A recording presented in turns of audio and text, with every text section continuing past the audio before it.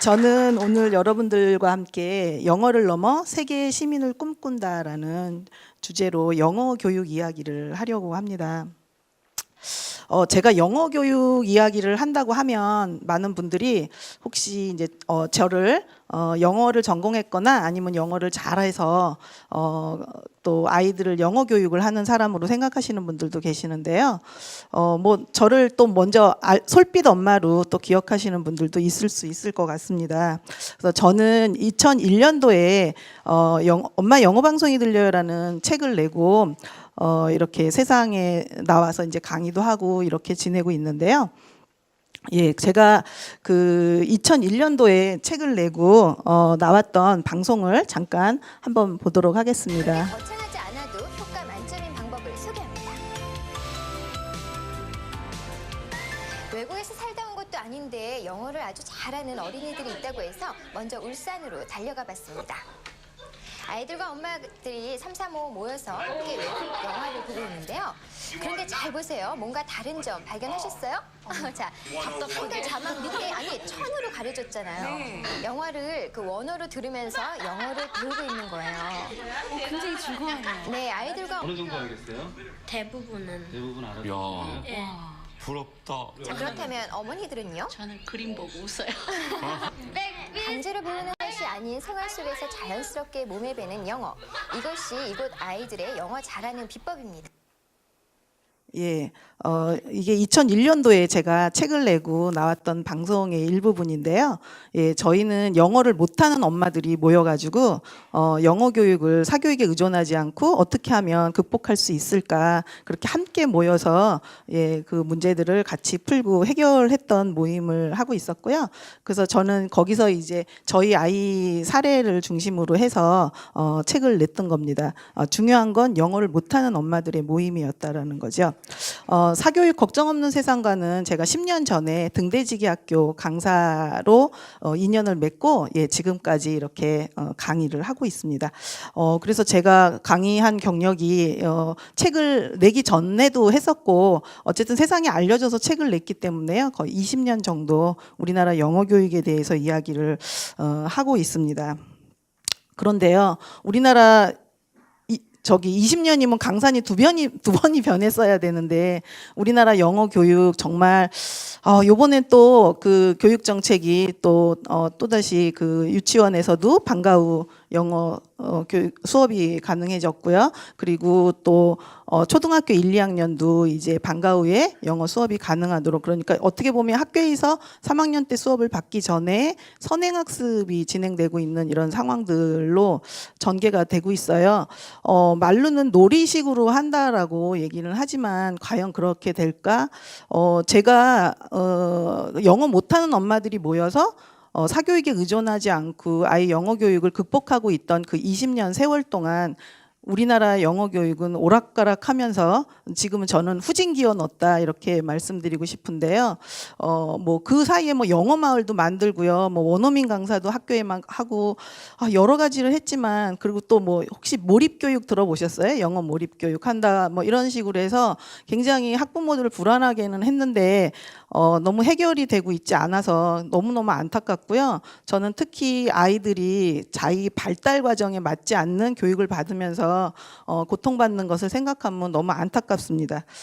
그래서 저는 우리가 영어 교육을 서둘러서 하기 전에 우리가 어떤 방향으로 가려고 하는지 그 방향을 잘 잡고 가는 것이 중요하겠다. 그러니까 대부분은 어떤 방법으로 어떻게 진행하느냐에 관심이 많으시지만 저는 방향이 굉장히 중요하다는 것을 강조하고 싶습니다.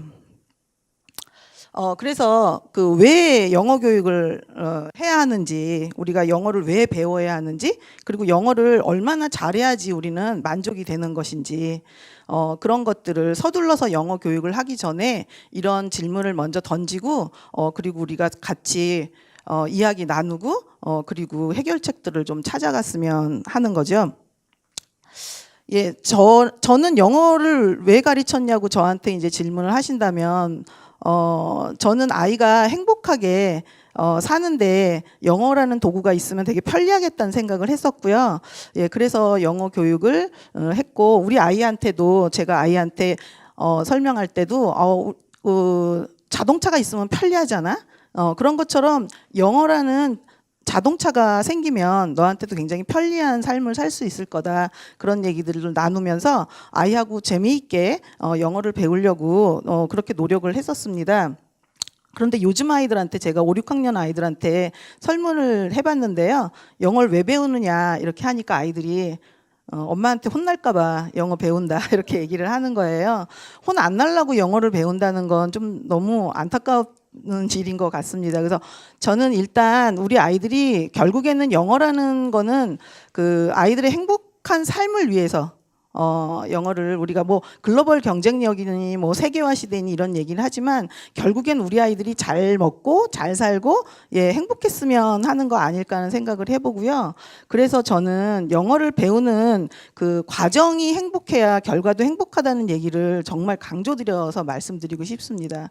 그러니까 영어를 배우는 과정이 너무 힘들고 괴롭고 스트레스 받는 일이라면 과연 우리 아이들은 언제쯤 행복해지고 언제쯤 아이들이 그 편안한 삶을 살 수 있을까요? 제가 우리 아이 키울 때 이런 그러니까 여러분들하고 저하고 아마 세대 차이가 많이 나지 싶은데요.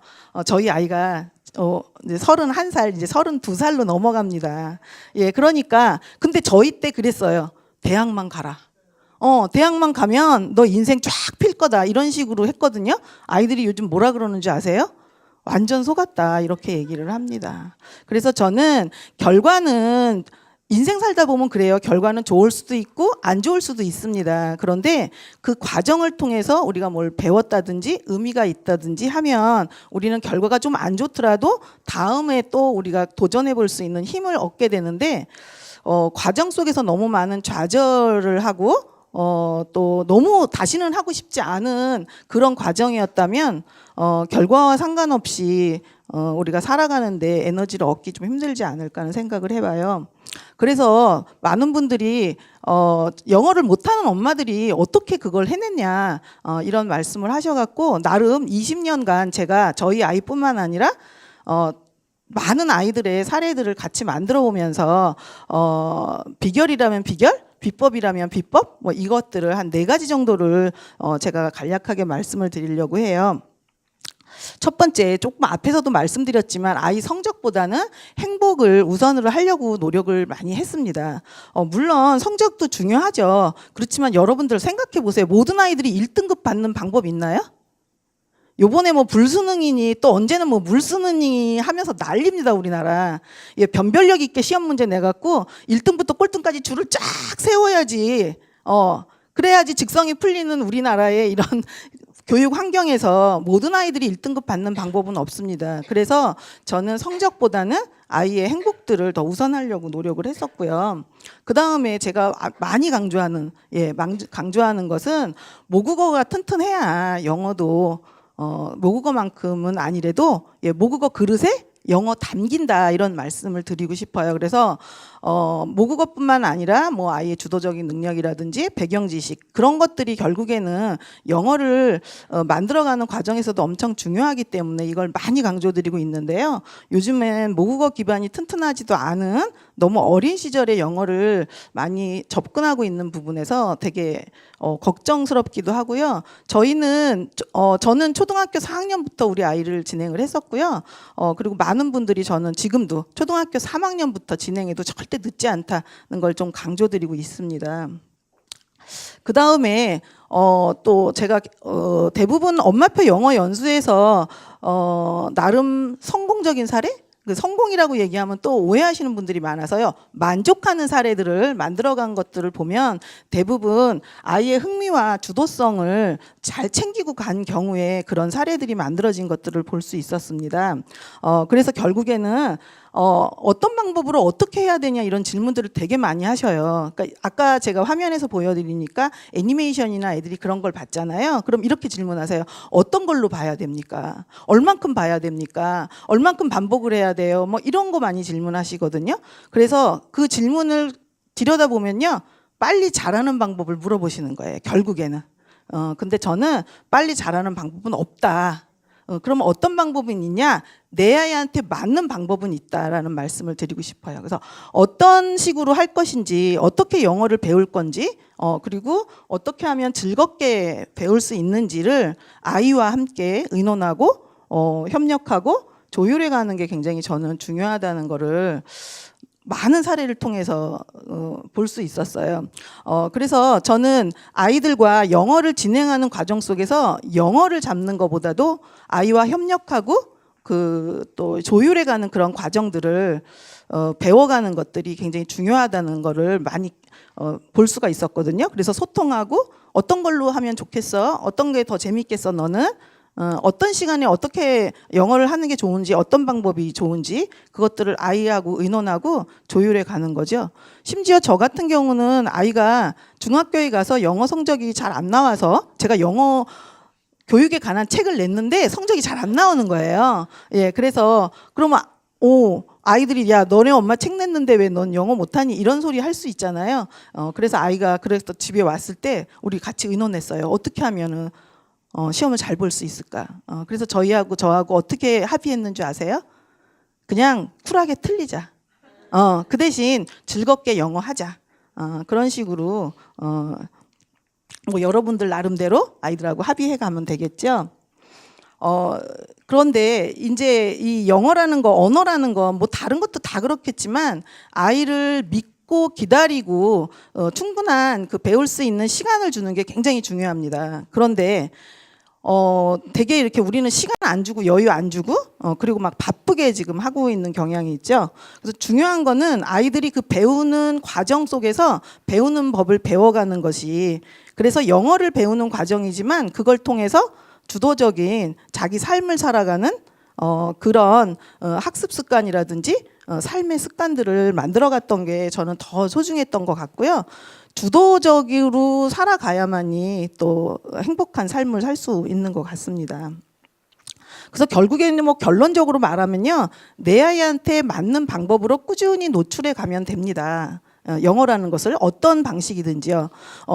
저희 아이는 굉장히 영상을 좋아하는 아이였기 때문에 그런 걸로 활용을 했고요. 또 뭐 노래를 좋아하는 아이들은 뭐 노래를 이용할 수도 있을 것 같고요. 그래서 아이한테 맞는 다양한 방법들을 선택해서 꾸준히 생활 속에서 듣기를 하는 게 중요한데요. 꾸준히가 중요합니다. 꾸준히 중요한데요. 왜냐하면요, 미국에서 살다 와도 영어 잊어버린단 말이 있잖아요. 그래서 계속 노출이 돼야 되는데요. 문제는 꾸준히 하는데 굉장히 힘들어요. 그게 쉽지 않아요. 그래서 처음에 제가 영상을 보여드렸지만 혼자가 아니라 여럿이 함께하는 것들이 결국에는 저희들의 성공 비결이었다라는 거를 좀 강조드리고 싶습니다. 그래서 제가 한 가지 제가 혼자서 이렇게 그 아이를 믿고 기다리는 게 쉽지 않아서요. 그래서 저는 교육 공동체를 만들어가는 것에 굉장히 관심이 많았고요. 20년 동안 여러 형태로 만들어진 교육 공동체들을 살펴보고 지켜보고 관찰하는 시간들을 많이 가졌었어요. 그 중에서 제가 오늘 마지막으로 이제 제주도 교육청에서 진행하고 있는 학부모 영어 교육 동아리 드럼 시민을 좀 말씀드리려고 해요. 드럼 시민은 무슨 뜻이냐면요, 제주도의 방언으로 듣다 보면이라는 뜻이라고 합니다. 그래서 어떤 방식으로 하냐면요, 학교에서는 영어 학습을 학교에서 영어 수업하면서 학습을 하잖아요, 아이들이. 그러면 가정에서는 습득의 영역들을 도와주는데요. 듣기를 중심으로 집에서 들을 수 있도록, 영어를 들을 수 있도록 도와주는 겁니다. 그리고 그 학부모들이 지속적으로 꾸준히 진행할 수 있도록 교육청에서 그 학부모 동아리들을 지원하는 형태입니다. 저는 이것이 바로 우리 협력의 교육이 아닐까 하는 생각을 해보고요. 마지막으로 저는 여러분들한테 우리 아이들이 누구를 만나고 또 무엇을 느끼고 무엇을 배우는지 한번 돌아봤으면 좋겠다는 말씀을 드리고 싶습니다. 우리 아이들 너무 그냥 뭐 그 바쁜 시간 쪼개가면서 집에서 밥도 제대로 못 먹고 길에서 막 꼬지 사 먹으면서 엄청 열심히 뭔가를 배우고 다니고 있는데요. 저는 우리 아이들이 그런 뭐 단어 몇 개 더 외우고 문장 몇 개 더 외우고 하는 것보다 누군가를 만나서 좋은 인연을 맺고 또 그 사람들과 함께 진정한 배움들이 일어나는 그런 우리 아이들이 그런 아이들이 되었으면 좋겠다는 생각을 해봅니다. 제가 오늘 제목에 세계 시민 이런 말을 넣었는데요. 예, 우리나라 교육 지금 전에 보면 엘빈 토플러 이분이 오셔서 우리나라 교육이 진짜 그 미래에는 필요하지도 않는 지식과 존재하지도 않는 직업을 위해서 시간을 낭비한다는 말을 했었거든요. 예, 우리나라 교육 진짜 이대로 인공지능이 이렇게 발달한 이 시대에 그대로 가야 되는지 정말 고민스럽습니다. 그래서 제가 마지막으로 그냥 드럼시민의 그 슬로건인데요. 예, 제가 2014년도부터 드럼시민과 함께 하면서 그분들의 활동들을 좀 지켜봤었어요. 그런데 드럼시민 슬로건에 나온 얘기들이 제가 여러분들한테 전하고 싶은 이야기이기 때문에 그걸 마지막으로 한번 읽어보도록 하겠습니다. 드럼시민을 시작해서 영어를 듣습니다. 영어가 들립니다. 드럼시민에서 아이들은 함께 성장하며 민주시민이 됩니다. 민주시민이 모여 더불어 행복을 만드는 세계의 시민이 됩니다. 단순히 영어를 그냥 우리 아이들 시험 보는 영역으로만 보기보다는요, 우리 아이들이 꿈을 키우고 삶을 살아가는 데 있어서 좋은 도구가 되었으면 좋겠고요. 이제는 영어 성적을 넘어서 예, 아이의 꿈을 키우고 예, 세계 시민으로서 성장하는 그런 얘기들을 좀 더 여러분들과 나누고 싶습니다. 혼자가 아니라 함께할 때 가능하고요. 여러분들 사교육 걱정 없는 세상도 또 이렇게 함께 할 수 있는 그런 교육의 장이라고 생각을 합니다. 그래서 여러분들 모두 함께 했으면 좋겠습니다. 감사합니다.